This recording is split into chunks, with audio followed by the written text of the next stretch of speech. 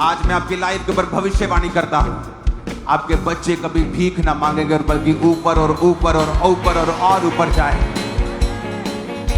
भीख मांगने का मतलब सिर्फ वही नहीं होता जो रोड्स के ऊपर लोग मांगते हैं, उसका बहुत सारे मतलब होते हैं। कुछ लोग अपने काम वाली जगहों के ऊपर भीख मांगते हैं क्योंकि वो काबिल नहीं होते। आपके बच्चे काबिल ही नहीं, महाकाबिल होंगे। नालायकियत उनकी जिंदगियों से मैं यीशु के नाम से काटता हूं और निकालता हूं। फेलियर की स्पिरिट में आपके बच्चों से यीशु मसीह के नाम से दूर करता हूं, दूर करता हूं। यीशु मसीह के नाम में दूर करता हूं। दूर हो जाए फेलियर स्पिरिट यीशु मसीह के नाम में। आज मैं प्रार्थना करता हूं, आप जो कुछ भी स्टार्ट करेंगे परमेश्वर उसे सफल करेगा। आज मैं आपकी लाइफ के ऊपर बरकत को रिलीज करता हूं कि आप शुरू करेंगे और आप सफल होंगे। ओ करदा भला अपने लोकां दे। हालेलुया। अपोस्टल जी, इस भाई का 2 महीने पहले एक्सीडेंट हुआ था जिसकी वजह से राइट पैर और टांग की हड्डी जो थी वो अपनी जगह से जो टूटने की वजह से हिल चुकी थी और तभी से ये व्हीलचेयर के ऊपर थे। ये भाई हीलिंग होम में बैठे सुबह से कांप रहे थे पूरी तरह से। जैसे परमेश्वर के सामने छुआ, खुद व्हीलचेयर को छोड़ा, खड़े हुए, इस बेल्ट को उतारा, चल के देखा। जोर से तारीफ करो, जोर से, जोर से। हालेलुया। अपोस्टल जी, 2 साल से इस भाई को दोनों आंखों से बिल्कुल भी क्लियर नहीं दिखता था, लेकिन जैसे अभी आपने बोला कि अनॉइंटिंग ऑयल अप्लाई करो, उसी समय अनॉइंटिंग ऑयल अप्लाई किया और वो दोनों आंखें खुली और पूरी तरह से भाई हील हो चुके हैं। और अपोस्टल जी ने डाला ब्रांच से सिस्टर सोनिया 8 साल से इन्हें भी बहुत हैवी लहू बहता था।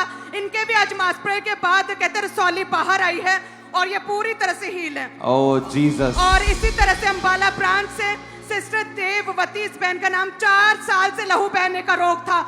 इस बहन के भी रसौली बाहर आई और ये बहन भी आज पूरी तरह से हील हो चुके हैं। आज रसौली की फोटो का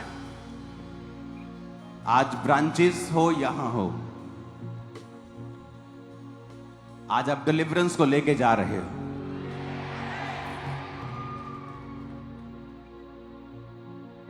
मैंने किसी को बैठने के लिए नहीं बोला, ये बीमारी सिर्फ चेयर सेक्शन वालों के अंदर है।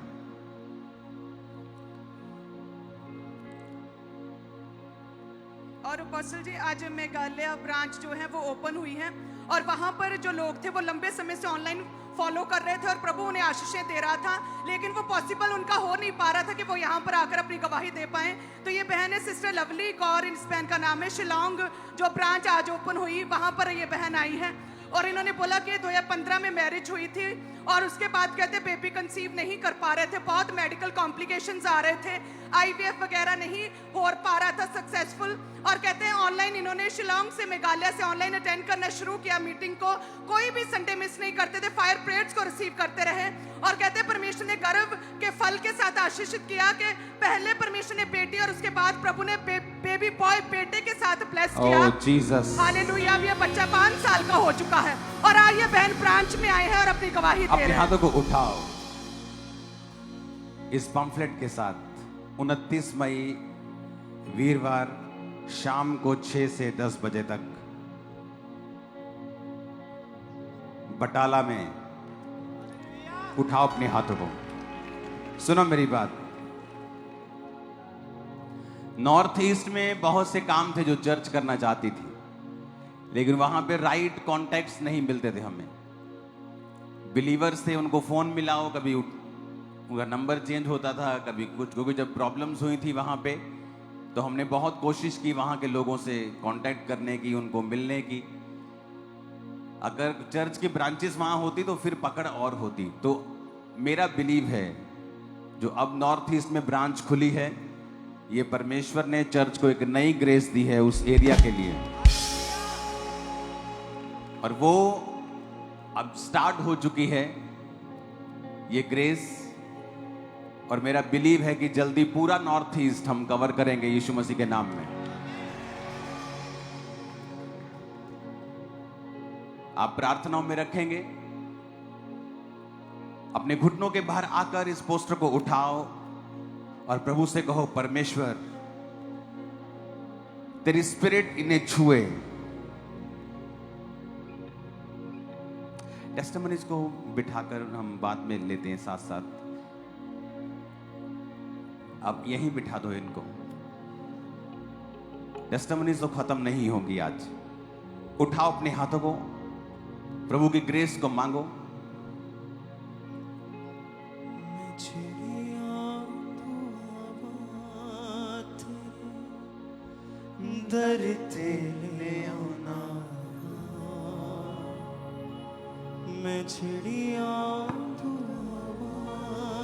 खुदा से कहो, परमेश्वर इस क्रूसेड में, इस मीटिंग में तेरा आत्मा लाखों को बचाए। ऐसी ग्रेस जो हमने पहले कभी ना देखी हो, हम उसे इस सभा में देखें।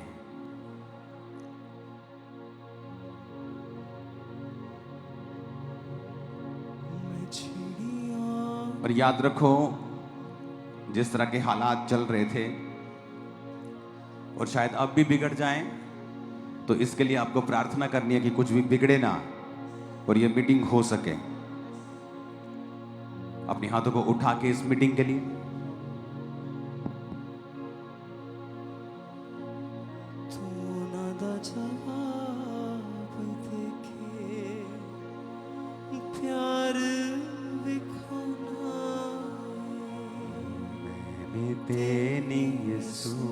तेरा बनिया दीवाना,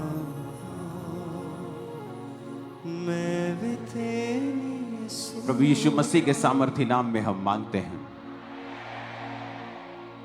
जितनी आज ताकत है हाथों में, बस यूज करते रहना प्रभु के लिए। आमीन। एक नई ग्रेस, उसके लिए खुदा की तारीफ करो जोर से। मेरा ये बिलीव है कि नॉर्थ ईस्ट में काम करना बहुत जरूरी है। तो मेरा विश्वास है कि नॉर्थ ईस्ट में जो आज ब्रांच खुली है, वो आगे के आगे हम लेके जाएंगे यीशु मसीह की ग्रेस से, ताकि जब लोकल ब्रांचेस वहां पे होंगी तो पूरी पकड़ होगी हमारी। हम जो भी करना चाहेंगे हम कर पाएंगे। आमीन। अपने हाथों को उठा के कहो और सब लोग बैठ जाओ। वॉलंटियर्स खास तौर पे तुम लोग, क्योंकि एक जने को बैठाना होता है और आप 3 जने उसको बैठाने में मदद करते हो, तो आपका रश ज्यादा लग रहा है। सब वॉलंटियर्स बैठ जाओ जहां भी हो। आज ये पहली गर्मी है जब हम शेड में हैं। शायद आई थिंक पहली गर्मी है, पहली है ना, एक बच गए हम इस बार।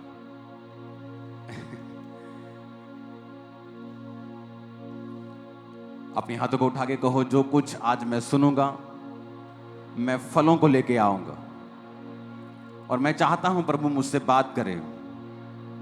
यीशु मसीह के सामर्थी नाम में हम मांगते हैं। आमीन। तो इस क्रूसेड को 29 मई बटाला आपको प्रार्थनाओं में रखना है कि ये हो, और कोई भी युद्ध की किसी भी ऐसी सिचुएशन में हम ना फंसे, क्योंकि वहां लाखों लोग खुदावंद की प्रेजेंस में होंगे। मौसम के लिए, हर चीज के लिए आपको प्रार्थना में रखना है। आमीन। पंजाब में और ब्रांचेस की मैं आपको गुड न्यूज देने वाला हूं आज, क्योंकि परसों जब मैं फुल नाइट प्रार्थना में था, मैं परसों भी नाइट प्रार्थना में था, तो मैं कभी भी इस तरह से प्रार्थना में नहीं जाता हूं कि प्रभु मुझसे बात करे या मैं कुछ क्या करूं, मैं कैसे करूं। अब मेरा वो सिस्टम बन चुका है कि अब मुझे सिर्फ प्रार्थना में बैठना होता है, क्योंकि मेरा कोई भी प्रेयर का विषय नहीं होता। तो जब मैं प्रेयर से उठा तो परमेश्वर ने मुझे एक खास तरह का विजन, दर्शन दिया कि मुझे वो कंप्लीट करना है। तो आपको प्रेयर्स में रखना है इस विषय को भी, कि आने वाले हफ्तों के अंदर बड़ी बड़ी ब्रांचेस जो हैं पंजाब में ओपन होंगी, बहुत बड़ी बड़ी और बहुत शानदार। और ऐसे एरियाज में परमेश्वर का काम होगा जहां पहले नहीं हुआ, और ऐसे एरियाज में भी होगा जहां लोग परमेश्वर में हैं लेकिन डेड हो चुके हैं। तो जीवित चर्च का जाना बड़ा इंपॉर्टेंट है। बाइबल कहती है कि तुम मरे हुओं में जीवितों की तरह दिखाई पड़ते हो, तुम दीपकों की तरह हो, तुम ज्योति हो, तुम इस जगत की ज्योति हो। तुम जब जाओगे तो लोग अंधेरों से बाहर आएंगे। और बहुत जरूरी है ये बात लोगों को बताना कि प्रभु यीशु मसीह धर्म बदलने नहीं आए हैं, वो जीवन बदलने के लिए आए हैं। तो मैं आपको ये बातें इसलिए कह रहा हूं कि आपको बताया जा रहा है नहीं, आपके लिए ये प्रेयर का विषय है। It is your prayer point कि जब आप प्रार्थना करेंगे कि पंजाब की ब्रांचेस अब ओपन होने जा रही हैं, बड़ी ब्रांचेस होंगी, काफ़ी गिनती में वो नई ओपन होंगी, उनके लिए प्रार्थना करनी है। नॉर्थ ईस्ट में ब्रांचेस ओपन हो आपके लिए, आपको उन चीज़ों के लिए प्रार्थना करनी है। क्रूसेड्स ओपन हो चुके हैं, जैसे ही बटाला का खत्म होगा 15 दिन के बाद फिर क्रूसेड है। आपको उन चीज़ों के लिए प्रार्थना करनी है कि सब चीज़ें, मौसम, सारे सिस्टम, सारी परमिशंस मिल जाएं, कोई भी ऐसी घटना ना हो, कोई युद्ध शुरू ना हो थोड़ा बहुत भी, कि फिर वो चीज़ें अड़ जाएं या अड़क जाएं, क्योंकि शैतान हमेशा से सुसमाचार पर रुकावट डालना चाहता है। तो ये आपके लिए प्रेयर पॉइंट है। और जब आप इस प्रेयर पॉइंट से प्रार्थना करेंगे, मैं आपको डेफिनेटली कहता हूं परमेश्वर आपको ब्लेस करेंगे। क्योंकि जब आपका शरीर परमेश्वर की महिमा के लिए इस्तेमाल होगा, आप अपने जीवन को, अपने मुंह को, अपनी एनर्जी को परमेश्वर के राज्य को बनाने के लिए इस्तेमाल करेंगे। जो वचन कहता है कि परमेश्वर ने कहा मैं तुम्हें प्रार्थना करनी सिखाता हूं, इस तरह प्रार्थना करो, हे हमारे बाप तू जो आसमान में, तेरा नाम पाक माना जाए और तेरा राज्य आए। यानी वर्शिप से शुरू करो और उसके बाद तेरा राज्य आए, यानी परमेश्वर की इच्छा है कि उसका आत्मिक राज्य आए। वो राज्य नहीं जो शारीरिक लोग समझते हैं, जो पॉलिटिकली लोग समझते हैं, इनको अपने एमएलएस बनाने हैं। अगर चर्च को एमएलएस बनाने हो, क्रिश्चियंस को एमएलएस बनाने हो, तो आज पंजाब की 20% पॉपुलेशन अगर क्रिश्चियन है तो क्या 20% एमएलए बनाए जाएं? लेकिन यीशु मसीह का राज्य वैसा नहीं है। उसका राज्य आत्मिक है, लोगों को पापों से बाहर निकालना, उनको सच्चाई पे लेके आना, उनको वचन के साथ जोड़ना। तो ये आपके लिए प्रेयर पॉइंट होगा कि आप लोग इन विषयों के लिए प्रार्थना करेंगे। आमीन। और जैसे ही आप इन विषयों के लिए प्रार्थना करेंगे, आप भी ब्लेस होंगे। अपने पड़ोसी को बोल, तू भी ब्लेस होगा जब तू इन विषयों के लिए प्रार्थना करेगा। हालेलुया।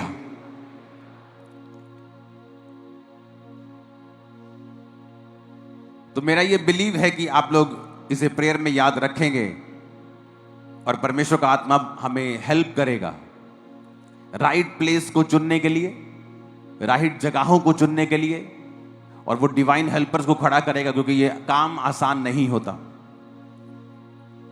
आपको 5 ब्रांचेस भी ओपन करनी है बड़ी, तो उनमें भी करोड़ों का खर्चा है। तो आपको प्रेयर करनी है, आपको बीजों को बोना है और प्रार्थना में ज्यादा आपको रहना है कि परमेश्वर सारे इंतजामों को करे। ऊंची आवाज में हालेलुया बोलो जरा। लूका 13 उसकी 1 से 5 आयत को अब मैं पढ़ूंगा। उस समय कुछ लोग आ पहुंचे और उन्होंने उन गलीलियों की चर्चा की जिनका लहू पिलातुस ने उन्हीं के बलिदानों के साथ मिलाया था। ये सुनकर उसने उनसे उत्तर में ये कहा, क्या तुम समझते हो कि ये गलीली सब गलीलियों से अधिक पापी थे कि उन पर ऐसी विपत्ति पड़ी? मैं तुमसे कहता हूं कि नहीं, यदि तुम भी मन न फिराओगे तो इसी रीति से नष्ट होंगे। या क्या तुम समझते हो कि वो 18 जन जिन पर शीलों का गुम्मट गिरा वो दबकर मर गए, यरूशलेम के और सब रहने वालों से अधिक अपराधी थे? मैं तुमसे कहता हूं, यीशु ने कहा, नहीं, मैं तुमसे ये कहता हूं कि यदि तुम भी मन न फिराओगे तो इसी रीति से नष्ट होंगे।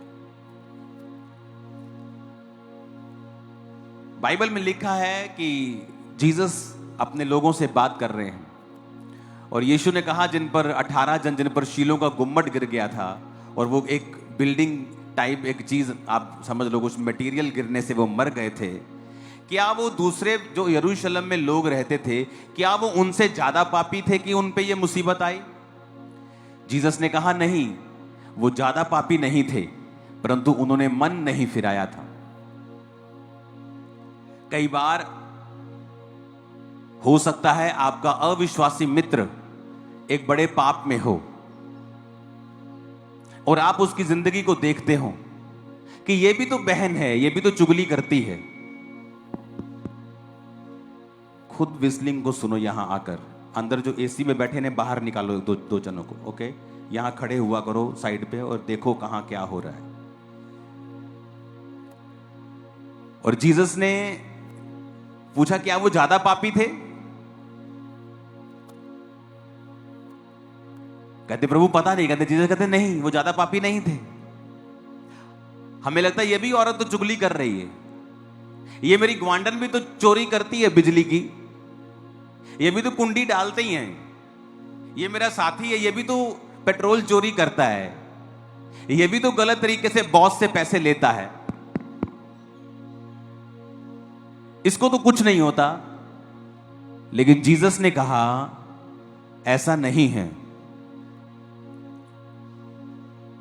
जिन पर शीलों का गुम्मट गिरा वो ज्यादा पापी नहीं थे, बल्कि उन्होंने मन नहीं फिराया था। यानी वो वचन को जानते थे और वचन जानते हुए भी उन्होंने मन नहीं फिराया था।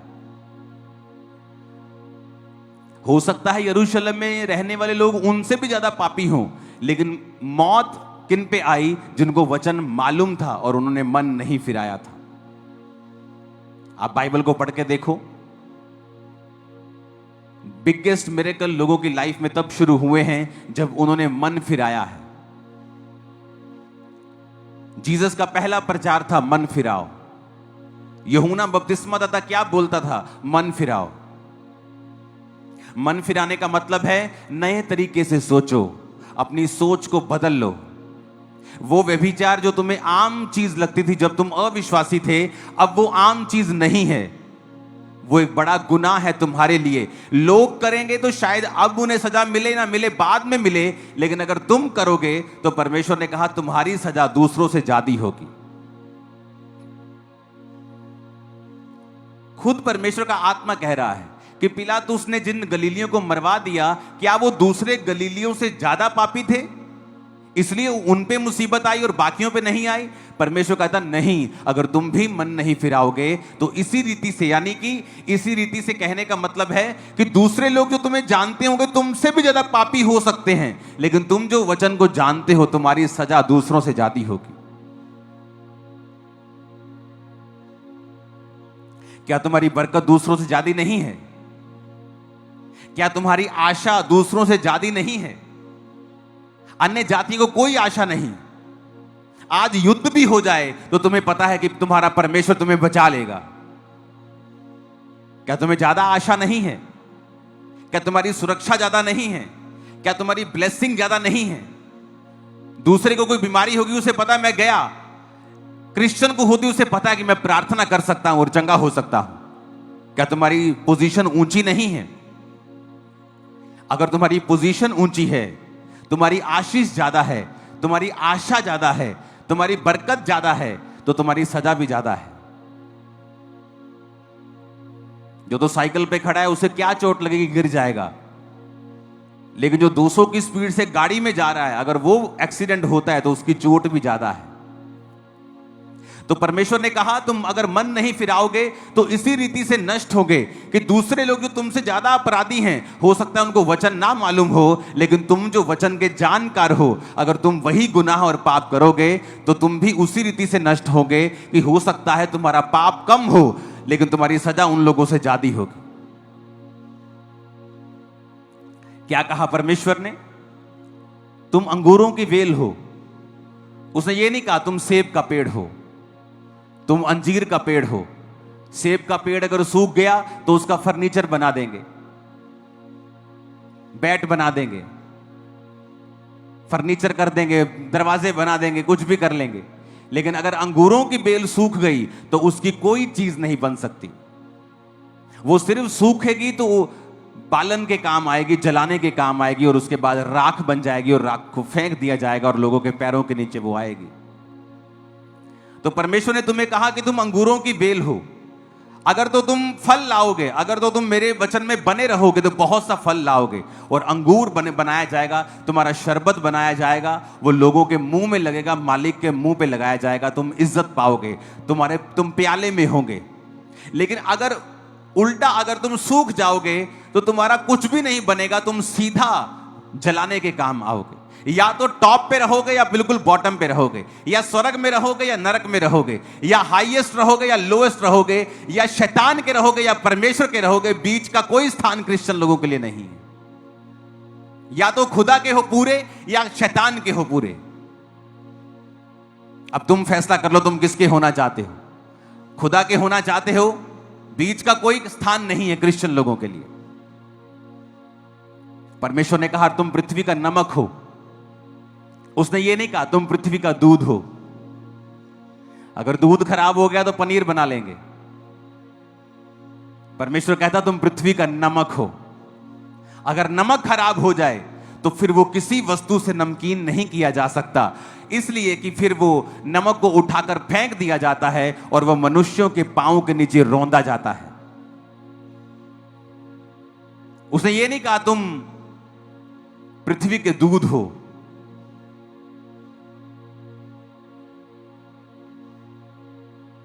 तुम पृथ्वी की गाजर हो, तुम पृथ्वी के सेब हो, उसने नहीं कहा।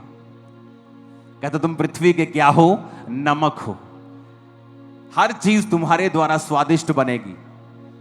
आप दुनिया की बेस्ट चीज लेके बनाओ और बिना नमक डाल के उसे खा के देखो, आपको मजा नहीं आएगा। नमक प्रिजर्व करता है। आप अचार को लंबा चलाना चाहते हैं, नमक डालना पड़ेगा। चीज को खराब होने से बचाना चाहते हैं, नमक डालना पड़ेगा।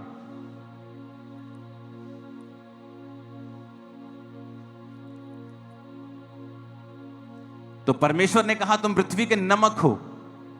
या तो तुम सीधा बेस्ट काम करोगे कि स्वाद लेके आओगे, या फिर सीधा जमीन पे गिरा दिए जाओगे। इसलिए आप देखोगे जो क्रिश्चियंस लोग हैं और प्रभु के वचन पे नहीं चलते, अगर आप उनके घरों में जाकर देखेंगे उनकी हालत अविश्वासियों से बदतर होती है। क्या वो सवाल नहीं करना चाहिए उनको कि प्रभु तेरे वचन में लिखा कि तूने कहा तू हमें सिर बनाएगा, पूंछ नहीं। तू हमें अन्य जातियों से श्रेष्ठ करेगा, यही तो तेरी बुलाहट है। क्या कहा परमेश्वर ने इस्राएलियों को कि मैं तुझे इसलिए चुनता हूं कि तू साइज में, गिनती में थोड़े थे, अब मैं तुम्हें चुनकर तुम्हारे आसपास की जातियों से तुम्हें श्रेष्ठ करूंगा, ताकि मेरे नाम की महिमा हो कि ये जाति इसलिए श्रेष्ठ है क्योंकि इनका परमेश्वर यहोवा है, इनका परमेश्वर यीशु मसीह है।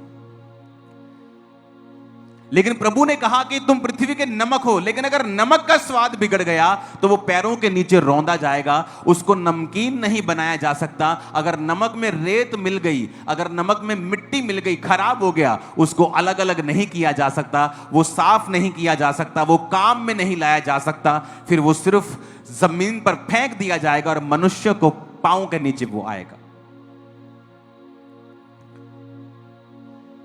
दो तरह के क्रिश्चियंस हैं, एक जो परमेश्वर को मानते और परमेश्वर ने ऊंचा करता जा रहा है, ब्लेस करता जा रहा है, आगे बढ़ाता जा रहा है, और दूसरे जो परमेश्वर के वचन से हट के उल्टे काम करते हैं, फिर परमेश्वर उन्हें डाउन करता है।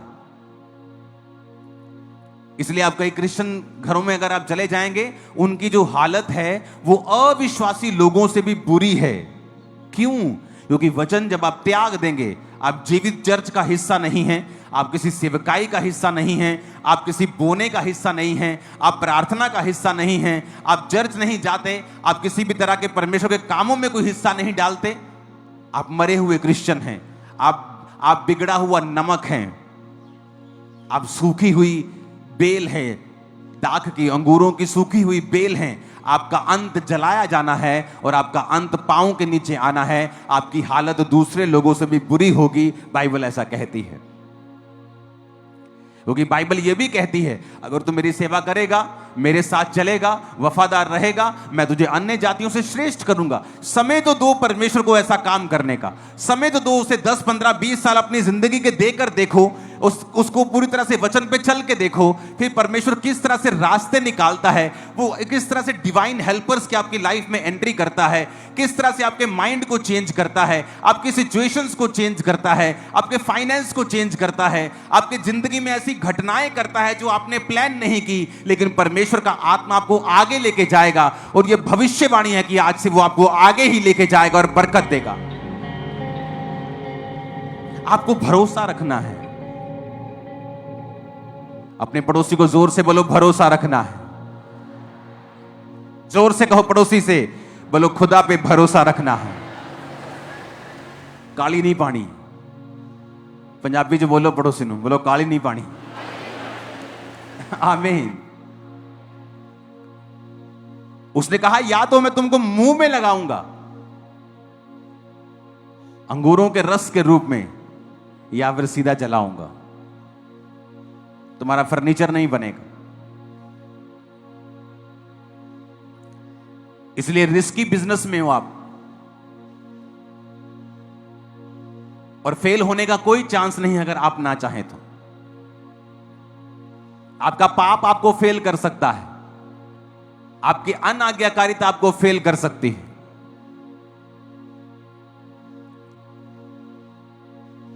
हालेलुया। ऊंची आवाज में कहो हालेलुया।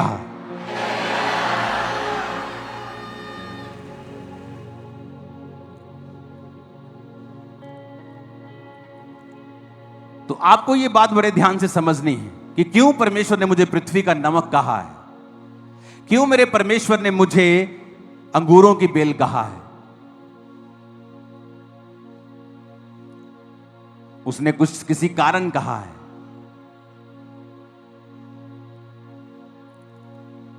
और यही वो कारण है जो मैंने आपको बताया है कि प्रभु ने कहा ऐसा मत समझो कि जो दूसरे पापी हैं और तुम भी वही पाप करोगे और तुम्हें सजा नहीं मिलेगी। दाऊद और शाऊल में एक अंतर था। शाऊल ने पाप किया, दाऊद ने भी पाप किया, पर शाऊल ने क्या किया, उसको कोई मतलब नहीं था कि परमेश्वर नाराज है। जब शमूएल ने कहा शाऊल प्रभु तेरा राज्य तुझसे छीन कर किसी और को दे देगा क्योंकि तूने गुनाह किया है, उसने नहीं कहा प्रभु मुझे माफ करे। कहा मेरे साथ नीचे पहाड़ पे चल, पहाड़ से नीचे मेरे साथ उतरना, ऐसा ना हो कि तू मेरे साथ ना हो और लोग जो हैं वो सोचे कि शमूएल इससे अलग हो गया। उसे लोगों की चिंता थी, परमेश्वर की चिंता नहीं थी।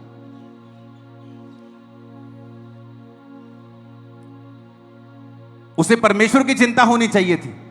दाऊद दूसरी तरफ जब पाप करता है और जब नातान नबी उसके पास आता है तो नातान नबी कहता है कि तूने गुनाह किया। दाऊद कहता परमेश्वर मुझे माफ करे। नातान कहता प्रभु ने तुझे माफ कर दिया।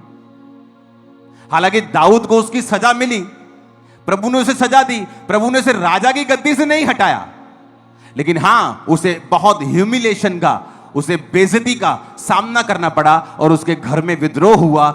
जैसा उसने तलवार से दूसरे को मरवाया था, यानी जो कुछ उसने बोया था वैसा उसको काटने को मिला। हाथों को उठा के ऊंची आवाज में हालेलुया बोलो।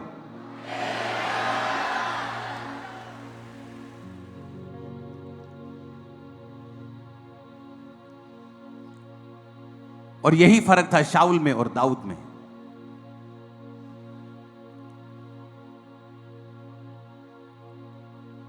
आप कोई गलती करता है, आप सदूकी और फरीसी बन जाते हैं।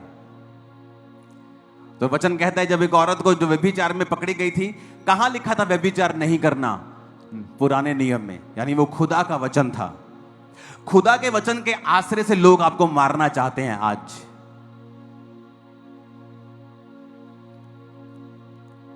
और जब लोगों ने कहा कि हम इसे पत्थरवा करना चाहते हैं क्योंकि मूसा की पुस्तक में लिखा है इसको पत्थरवा करके मार दिया जाए, तो जीसस ने कहा तुम में से जो निष्पाप हो पहले इसको पत्थर मारे। और किसी ने सोचा होगा, कोई बहुत चालाक होगा, सोचा होगा इसको कैसे क्या मालूम होगा, मैं निकालता हूं। जैसे वो पत्थर उठाने लगा जीसस क्राइस्ट, उसके पाप जमीन पे लिखने लगे। उसे लगा पोल खुल जाएगी, ये भाग जाओ।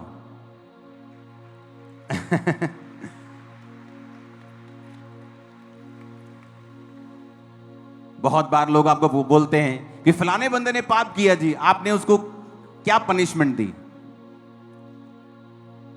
दो तरह के पाप होते हैं।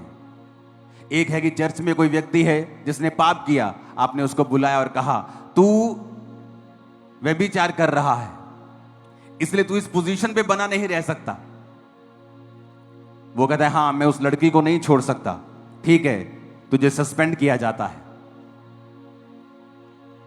क्योंकि लोग बड़े मैसेज करते हैं उसने ऐसा कर दिया, उसने ऐसा कर दिया। बुलाया मैंने लोगों को, मैंने कहा तुमने ये गुनाह किया है, ये पाप है, चाहे व्यभिचार हो चाहे किसी और के आगे झुकना हो, ये गुनाह है, तुमने किया है। जब अगले की आंख में पहले से ही 10,000 आंसू हैं तो परमेश्वर कहता अगर तेरा भाई माफी मांगता है तो उसे क्या कर, माफ कर।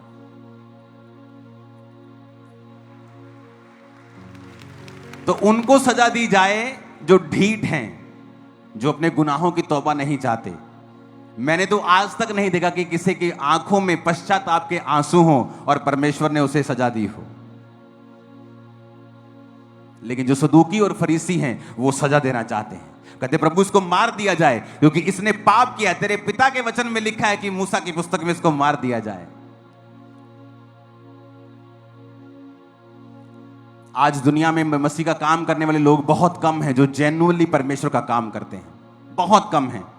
फेसबुक विद्वान आपको बहुत मिलेंगे जो सारा दिन कुछ नहीं करते, सिर्फ फेसबुक पे लिखते हैं और क्रिश्चियनिटी के लिए एक डक्का नहीं हिलाते, काम एक सोटी तक नहीं पकड़ते, डरते हैं हर चीज से, धरती पे कोई रूह नहीं बचाते, कोई काम नहीं करते।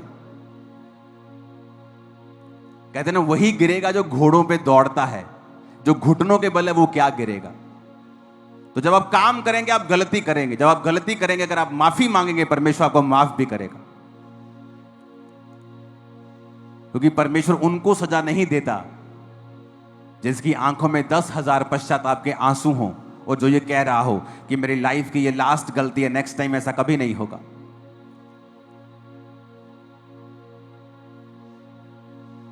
काश प्रभु यीशु मसीह सच में कहीं तू फरीसियों के जैसा नहीं था।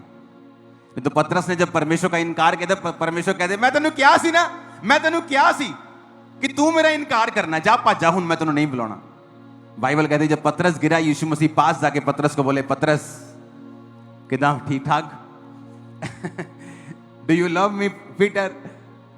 हाँ प्रभु मैं तुझसे प्यार करता हूं। दूसरी बार क्या तुम मुझसे प्यार करता है? हाँ प्रभु मैं तुझसे। तीसरी बार पतरस शक में चला गया, प्रभु तुम मुझसे बार बार क्यों पूछ रहे हो? परमेश्वर ने कहा तूने 3 बार मेरा इनकार किया था, अब 3 बार मेरा इकरार भी करके मैं तुझसे प्यार करता हूं। हालेलुया। तो वो कौन बना? चेलों का अगुवा था वो, कलीसिया का खंबा था वो। क्योंकि आज भी सदूकी फरीसियों की आत्मा कलीसियाओं में काम करती है, वो नष्ट करना चाहते हैं एक दूसरे को। वचन कहता है जब आप कुलस्सियों 3 उसकी 13 आयत में पढ़ते हैं, यदि किसी को किसी पर दोष देने का कारण हो तो एक दूसरे की सह लो, एक दूसरे के अपराध क्षमा करो, जैसे प्रभु ने तुम्हारे अपराध क्षमा किए वैसे ही तुम भी करो। लेकिन आज इफिसियां 4 उसकी 32 में लिखा है एक दूसरे पर कृपाल और करुणामय हो, और जैसे परमेश्वर ने मसीह में तुम्हारे अपराध क्षमा किए वैसे ही तुम भी एक दूसरे के अपराध क्षमा करो। मैं आपको फिर से कह रहा हूं, जो लोग मसीहत में काम कर रहे हैं, चाहे वो एक्शन कमेटी हो, खामरा चर्च हो, आने वाले समय में वो 10,000 गुना चमकने जा रहे हैं और बड़े काम करने जा रहे हैं। क्योंकि जो पश्चाताप के आंसू होते हैं वो आदमी को बहुत आगे ले जाते हैं, जो ढीठ आदमी होते हैं वो हटा दिए जाते हैं। और दाऊद पश्चाताप किया, रोया, और शाऊल को अपनी चिंता थी, दाऊद को परमेश्वर की चिंता थी। तो दाऊद इसीलिए आगे बढ़ा और लाइफ टाइम ऐसा राजा था वो जिसे उसकी गद्दी से कोई हटा नहीं पाया। बूढ़ा होकर अपनी उम्र को भोग कर वो परमेश्वर में सोया और उसका बेटा उसके स्थान पर राजा बना। आपके परमेश्वर के साथ रिलेशनशिप है, आप पीछे मत जाएं। शैतान ने कुछ आपकी लाइफ में कुछ किया, आपने कुछ गलती की, आगे बढ़ें, उस गलती को फिनिश करें। आगे बढ़ें, फास्टिंग करें, रोजे रखें, एक नए अटैक के साथ, नई फायर के साथ शैतान के राज्य को फिर से खत्म करें। हालेलुया। और मेरा बिलीव है आने वाले समय में आप एक बड़ी बेदारी का कारण होंगे, एक बहुत बड़ी बेदारी, बहुत बड़ी बेदारी, बहुत बड़ी बेदारी।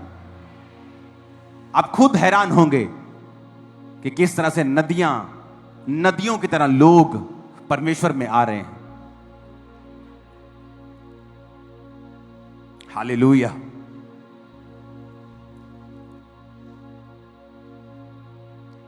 तो अपने पड़ोसी से कहें, माफ कर, क्योंकि तू भी जीसस से माफ किया गया है।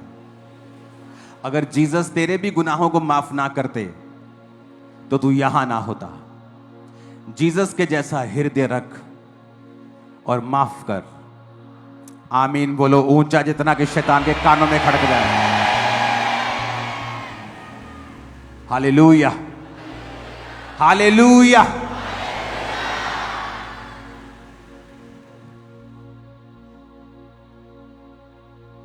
प्रार्थना करता कि तू परीक्षा में ना पड़े। आपको लगता है आपका शरीर हावी हो रहा है, आप किसी समाज के बहकावे में आ गए, या आप व्यभिचार के बहकावे में आ गए, या आप नशे के बहकावे में आ गए, क्योंकि आपके शरीर की अभिलाषा आप पर हावी हो गई, तो रोजे रख लो। आप जैसे रोजे रखेंगे आपके शरीर की अभिलाषाएं मर जाएंगे। आपको शरीर तंग करता है, रोजे रख लो। व्यभिचार तंग करता है, रोजे रख लो।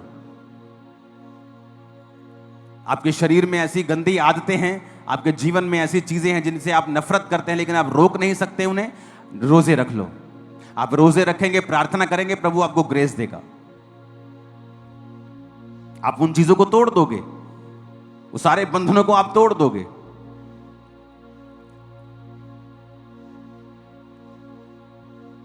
हालेलुया।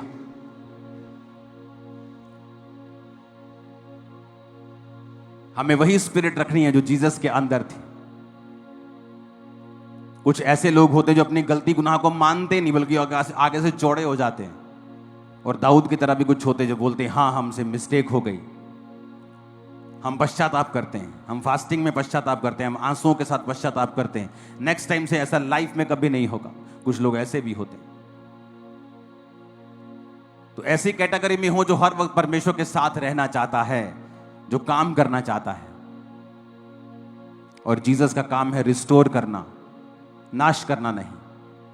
वो आपको रिस्टोर करेगा, आपके परिवारों समेत फिर से बनाएगा। आपको जो टूटा हुआ है फिर से बनेगा।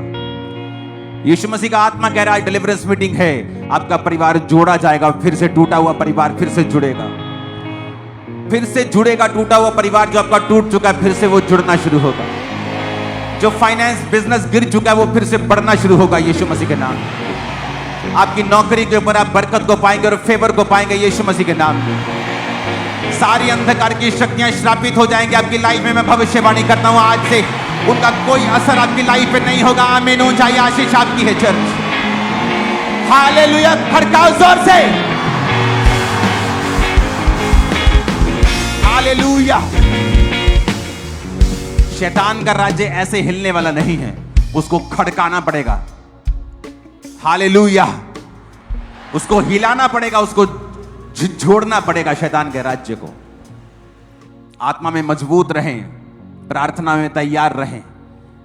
आने वाले समय में जहां भी आपको खड़े होना पड़ता है परमेश्वर के लिए, चर्च के लिए, लोगों के लिए, क्रिश्चियनिटी के लिए, बिना मैसेज जाए स्पेशल कि मुझे मैसेज आएगा मैं तब खड़ा होऊंगा, खड़े हो जाना खुदाबंद के लिए।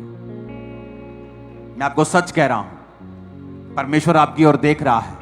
यह भविष्यवाणी थी कि पूरे वर्ल्ड से ऐसे लोग जो इंडियंस नहीं थे, भविष्यवाणियां की गई थी कि पंजाब से बेदारी शुरू होगी जो पूरी दुनिया तक जाएगी। वो लोग शायद पंजाब में आए भी ना हो जिन्होंने पंजाब के लिए भविष्यवाणी की थी। परमेश्वर जानता था क्या होने वाला है, वो जानता है क्या होने वाला है। शैतान को भी मालूम है क्या होने वाला है।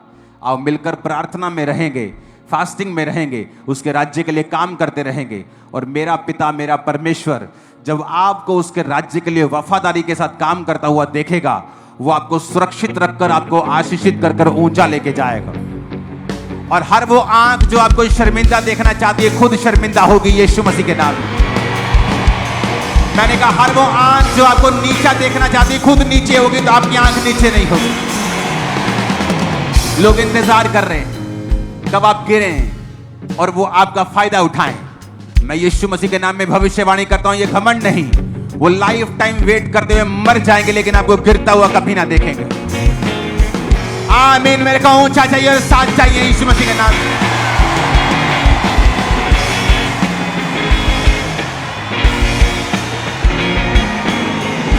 हालेलुया।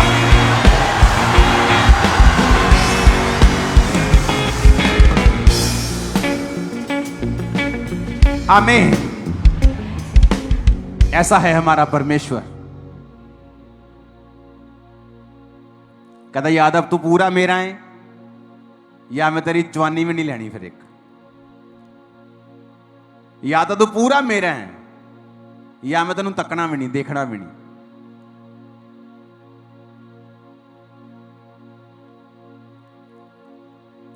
अपने पड़ोसी को बोलो तुम नमक हो, अपना ध्यान रखना। आमीन।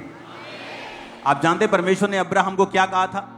मैं तेरी संतान को रेत की तरह, रेत की बालू के किणकों की तरह बनाऊंगा। इतने अनगिनत होंगे। रेत साफ करती है, बर्तन मांजने के लिए बहुत से लोग रेत यूज करते हैं। रेत साफ करती है पर खुद गंदी नहीं होती। नमक स्वाद बढ़ाता है लेकिन अगर खुद गंदा हो जाए तो उसका स्वाद कोई बढ़ा नहीं सकता। अंगूरों की बेल आपको स्वाद देती है लेकिन अगर खुद सूख जाए तो किसी काम की नहीं। तो प्रभु ने हमारी तुलना ऐसी चीजों के साथ की है जो जीवित अगर हो, अगर अच्छी हो तो बड़ी ही शानदार है, उनके बिना कोई और कुछ कर नहीं सकता। वो टॉप पे हैं लेकिन अगर बिगड़ जाए तो सीधा बॉटम पे हैं। या तो फर्स्ट हैं तो या तो लास्ट हैं। कहता मैं अल्फा और ओमेगा और आदि और अंत हूं। तो फैसला करना है कि या तो पहले रहना है तो या आखिर में रहना है। बीच का कोई स्थान आप लोगों के लिए नहीं। अपने दोनों हाथों को जितना उठा सकते हो 90 डिग्री उठा लो। आज से यीशु मसीह के नाम में आप फर्स्ट पे रहें। फर्स्ट पे रहने का मसा आपके हाथों और जीवनों पे आ जाए और छा जाए यीशु मसीह के नाम में। आमीन। ऊंचा ये आशीष आप, आपके परिवार, आपके फाइनेंस, आपके जीवन पे हो यीशु मसीह के सामर्थ्य नाम में। आमीन। ऊंचा ये आशीष हमारी है। आमीन। ऊंचा ये आशीष हमारी है।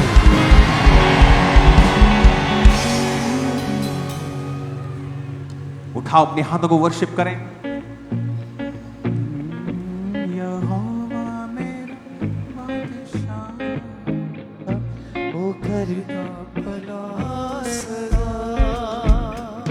यहोवा मेरा बादशाह, ओ करदा भला सदा, ओ करदा भला अपने लोकां दे नाल, ओ करदा भला अपने लोकां दे नाल, ओदा वखरा अंदाज़े सदा। यहोवा मेरा बादशाह, ओ करदा